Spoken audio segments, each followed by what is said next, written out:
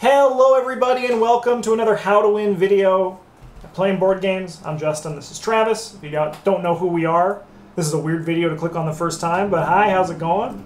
Today we're going to be talking about understanding risk in Arkham Horror, the card game. If you don't know what this Understanding Arkham series is, the How to Win, basically we're just doing exactly that. We're trying to get you to win more and have fun doing so. Today we're going to talk about the concept of risk. This is a very dry video in comparison to some of the others. It's just going to be a lot of text on the screen. This is going to be like, this is the lesson that you might fall asleep in class, but it is a very important lesson to understanding how to win more in Arkham. Yep. Before we get in further, we'll say right now, you're going to want to watch our How to Win Tempo video first. It's the first one we made in this series, and it's kind of like the core concept of like all card games, right? Like the tempo of the game, how you can like get ahead on tempo, what tempo is, how you can get behind on tempo.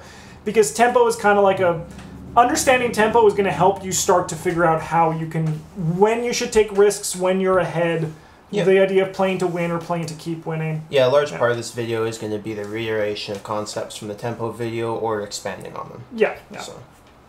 As well, also, before we get into things, this is just too important to know as we talk about this. Resources, as Travis and I are going to refer to them in this game, is not going to refer to just resources, the resource tokens in the game, but it's also going to refer to your cards, health, sanity, opportunity, doom, actions, and other things. Like basically just like all the things that you can use to play the game with.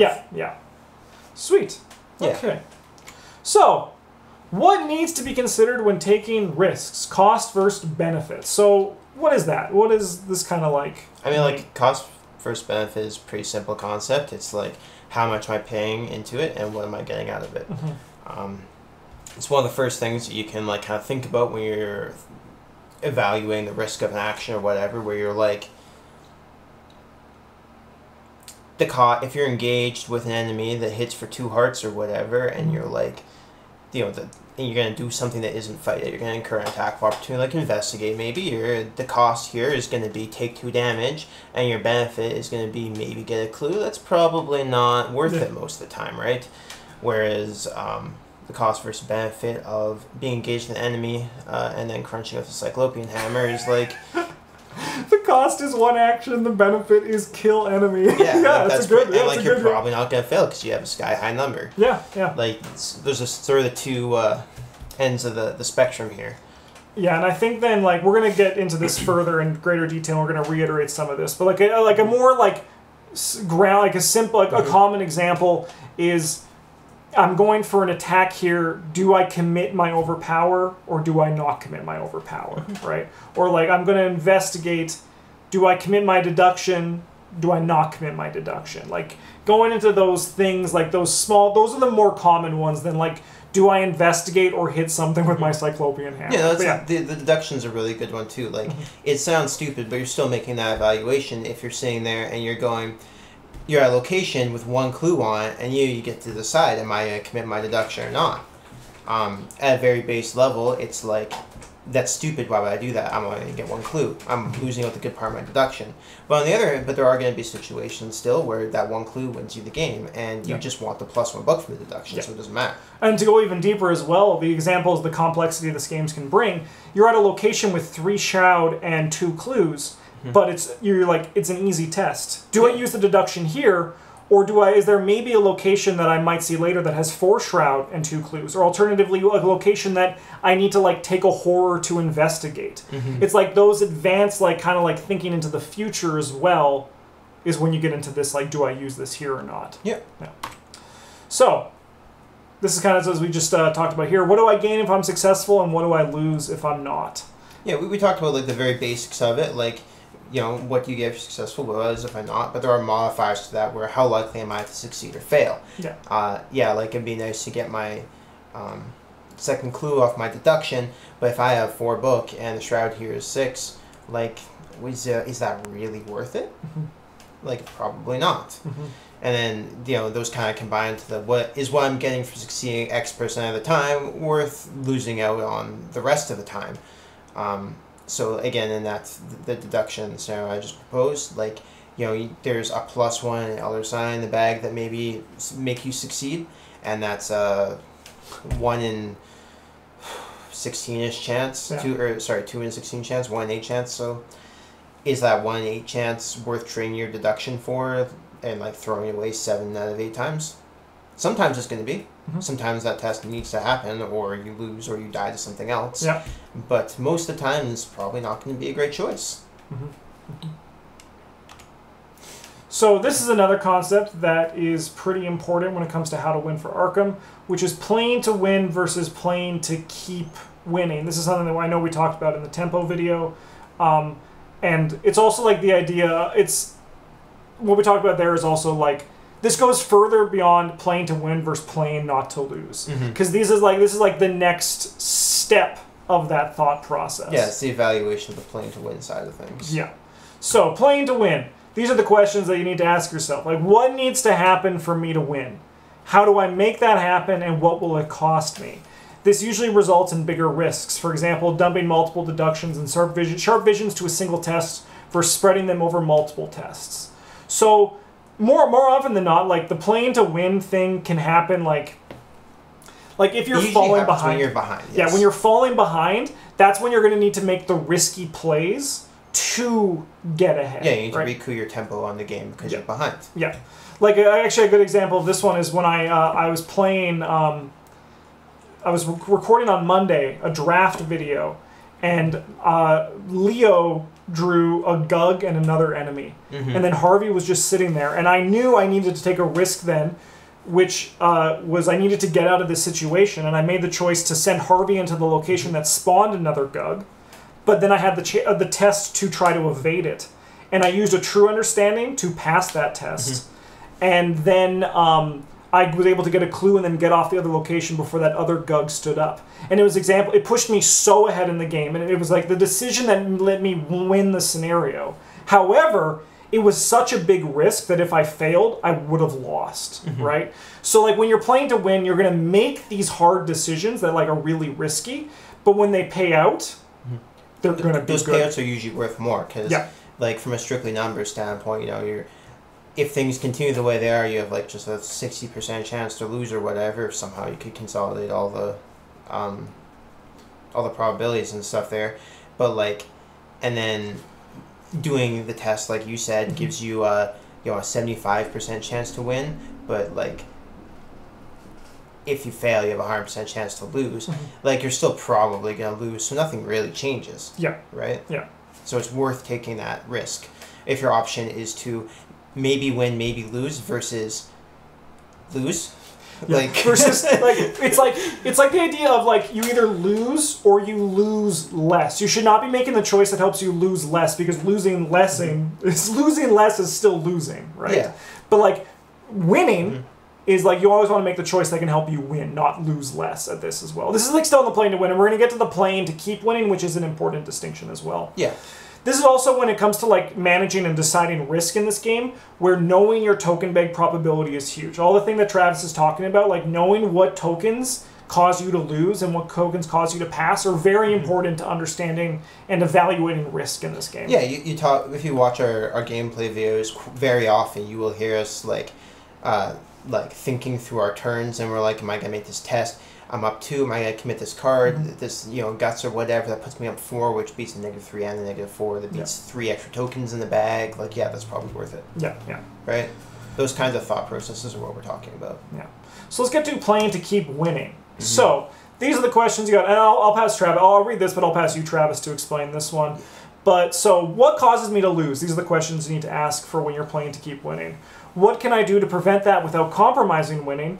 And what can I afford to give up to avoid those scenarios? And this results in smaller risks. For example, evading an enemy with retaliate before fighting it versus just fighting it. So what's this? Yeah, so the thought processes here are basically, how can I snowball the advantage that I have, and what can I afford to give up to mitigate risk without giving up my lead as well. So, what causes me to lose could be something like, I'm swinging my sledgehammer and the enemy engaged with Justin, and Justin's my clover. If Justin dies, I can't get any more clues because my character isn't spec'd for that, so I'm probably going to lose the scenario. What can I do to prevent that without compromising winning? So, you know, I don't die to the enemy attacking me or whatever. Maybe I do 2 other things with my action, engage it, and I'll kill it next turn because there's nothing else pressing for me to do.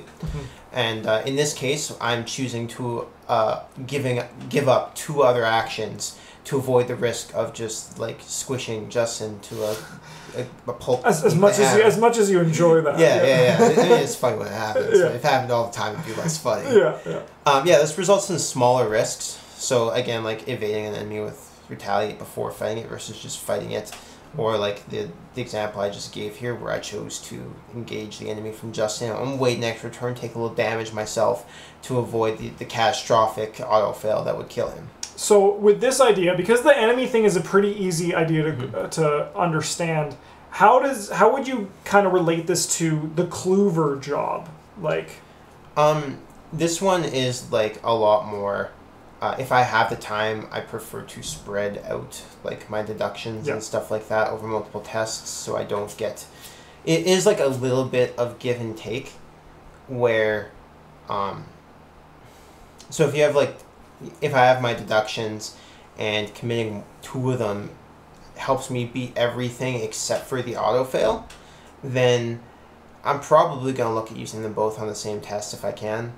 But if committing like 1 of them helps me beat everything except for the -4 and the auto fail, but like I really need those extra clues, those extra actions from it to get out for whatever reason, I'm more likely to spend it over 2 actions, because then I lose less if I do draw with the auto fail or something like that. Yeah. And like being put so far behind from drawing the auto fail and losing both my deductions and getting no extra clues puts me far enough behind that I would rather just kind of hedge my bets and take the 1 extra action. Yeah.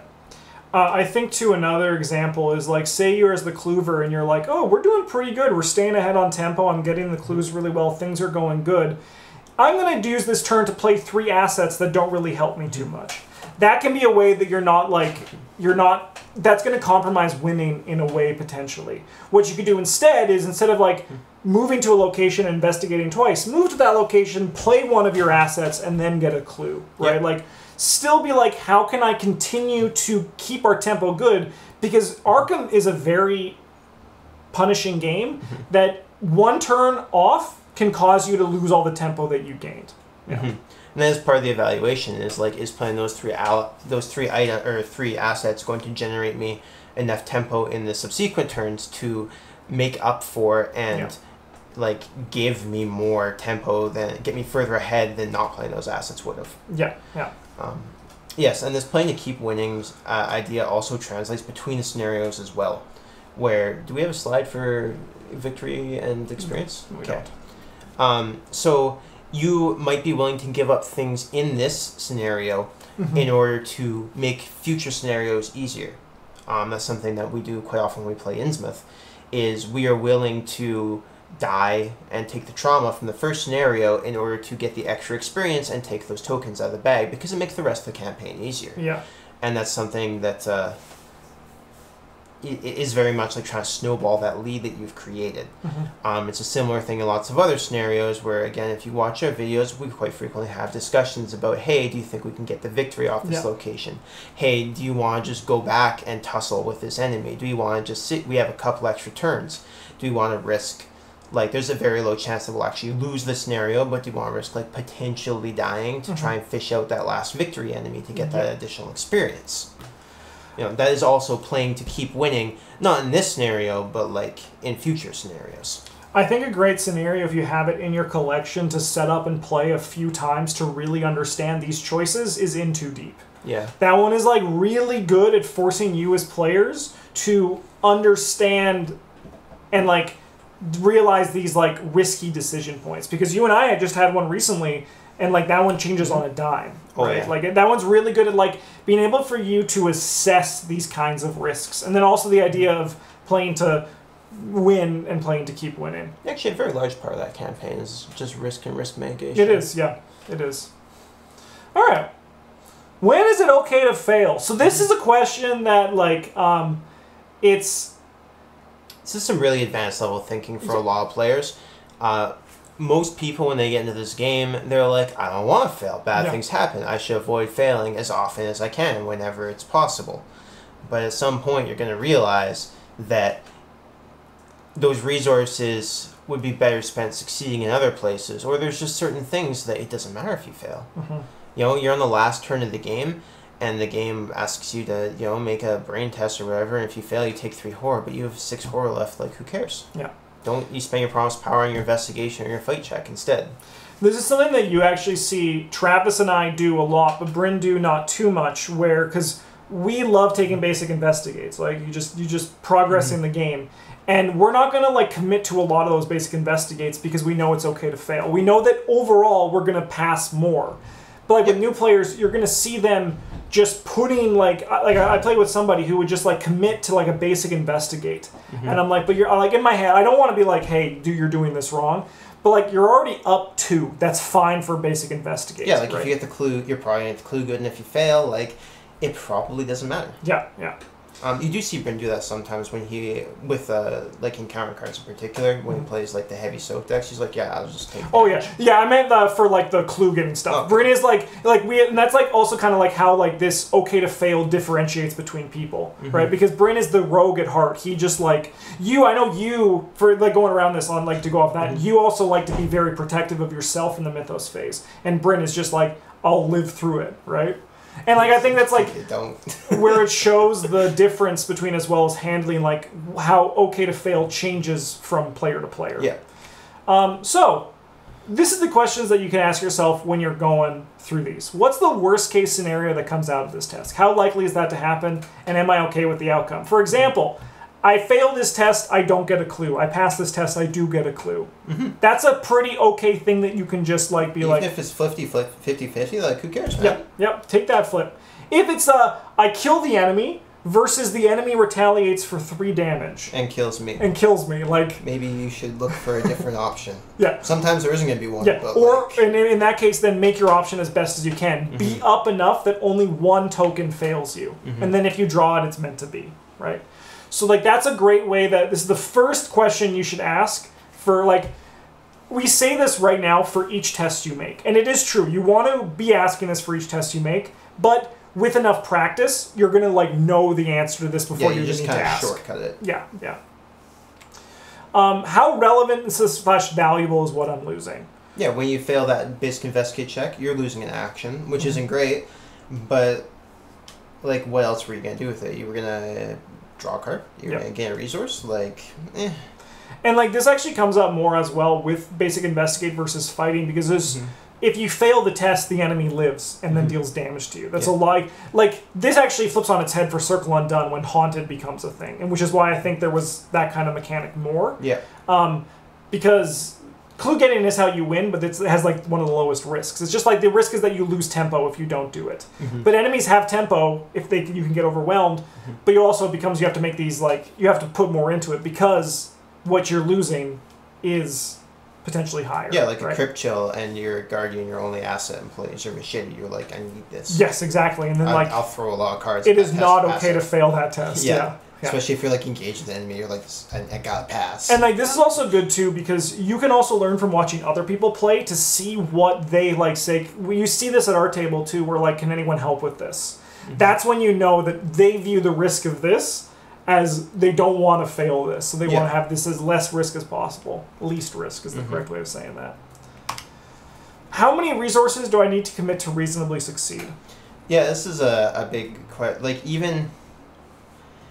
So, like, in that Guardian example where you have your machete and you're engaged with an enemy, you draw your Crypt Chill, and you're like, I could commit the guts and the Cyclopean Hammer in my hand to this test to pass it. Maybe you just suck it up. You have the ghoul punch you. Yeah, you throw away your machete, you take the attack of opportunity to play your Cyclopean Hammer, and you move on with your life. Yeah. Right? Like, sometimes, you're not going to be...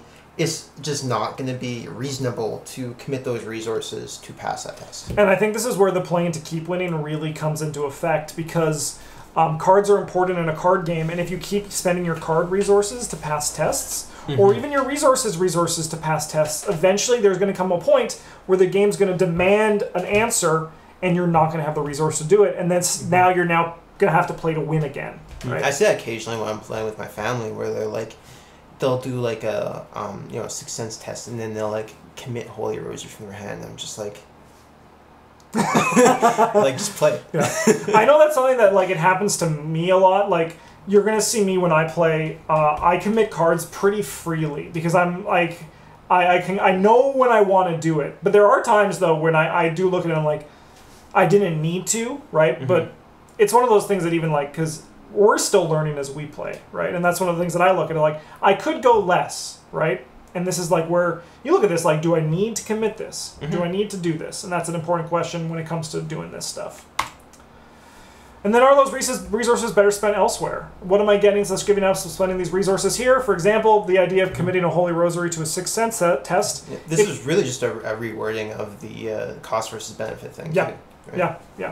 Yeah. So if you play the Holy Rosary, you get that forever. You get +1 brain forever for your Sixth Sense, as opposed to just 1 now. But yeah. Sweet. Well, evaluating the risk, this is like what we already said, this is our closing statement, if you will. Evaluating the risk of each situation requires player experience and understanding of the game.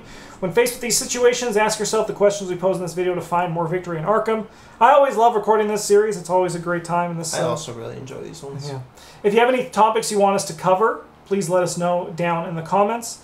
I can't imagine what else there is without we're like Tempo 2, the Tempo of the sequel.